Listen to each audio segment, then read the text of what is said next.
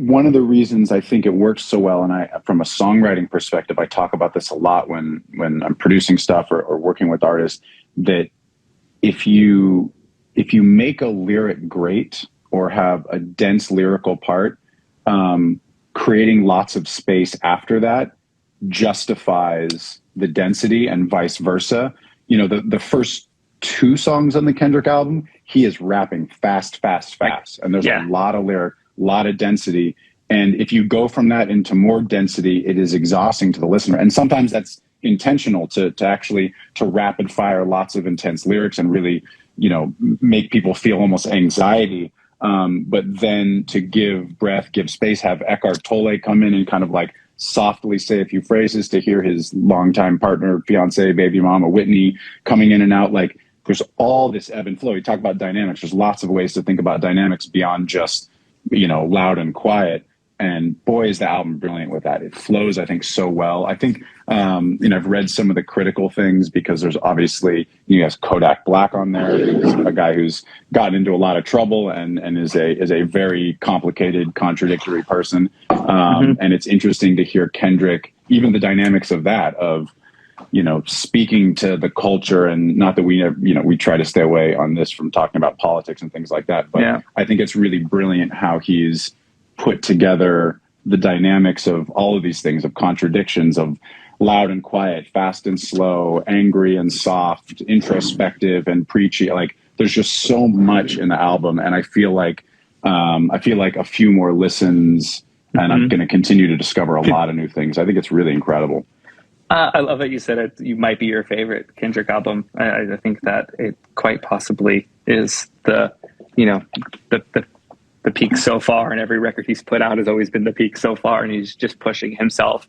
And whether that's true or not for him and for everyone, it doesn't even really matter. It's just that if anybody feels that way, that's just true artistry moving forward and trying to push their own boundaries. And that's exciting. It's exciting for a fan. It's probably exciting for a team to witness, like, what's this actually. Also, imagine the anticipation for everyone that knew, you know, what could make the album, and then getting a text that's like, yo, you made the album, directly from, like, someone had posted that. I don't remember who it was, so I don't want to call it out who it was, and posted like, yo, you made the album, like a day before from K Dot. You're like, whoa, imagine getting that text. Like, just as a music maker and a fan of that artist, like, that's got to be the moment.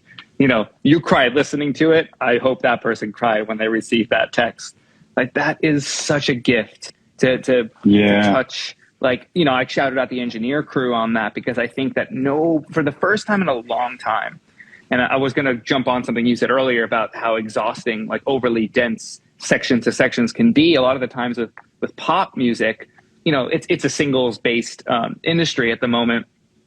If you had a album worth of densely bright singles, it's going to exhaust you. You can't get through the album in one listen. You might never be able to get through the album in in multiple sittings.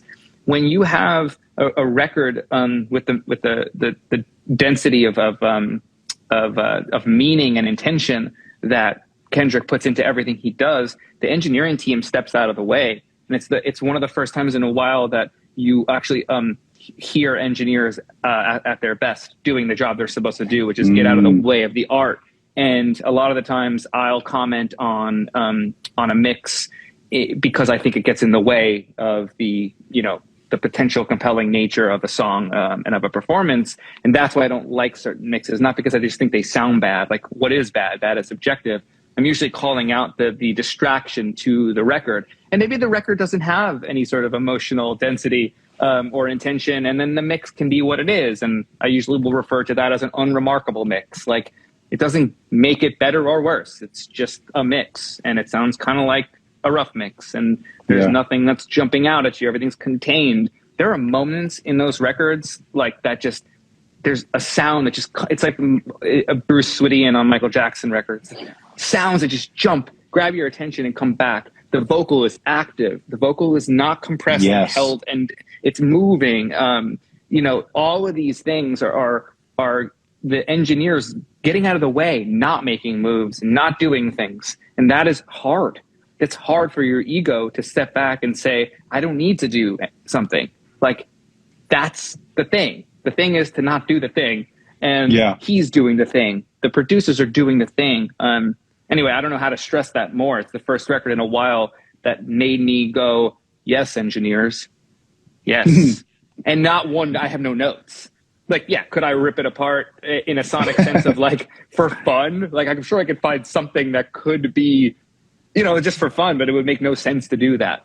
And that's when you know that an album is completed, when you're listening to it as a fan. And as a music maker, that's very hard to do. Thanks for watching. Just a reminder, all of this content is free. There's no secret knowledge here. There's no Patreon. We don't read ads. We don't have sponsors. We're just trying to build a knowledge base. All that we ask in return is that you share it with somebody. Thanks so much.